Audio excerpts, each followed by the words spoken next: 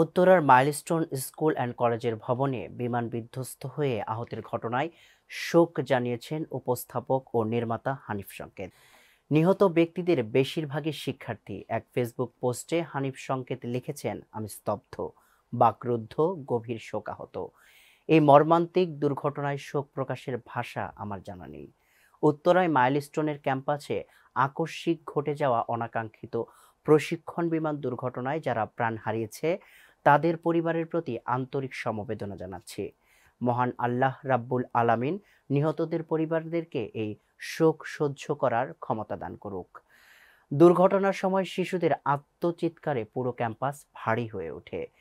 বিমান দুর্ঘটনায় এতগুলো শিশুর মৃত্যু ইতিপূর্বে ঘটেনি। হানিফ সংকেত আরও লিখেন, কোমলমতি শিশু শিক্ষার্থী যারা আহত হয়েছে তাদের দ্রুত সুস্থ হয়ে মায়ের কোলে ফিরে আসুক এই প্রার্থনা করি।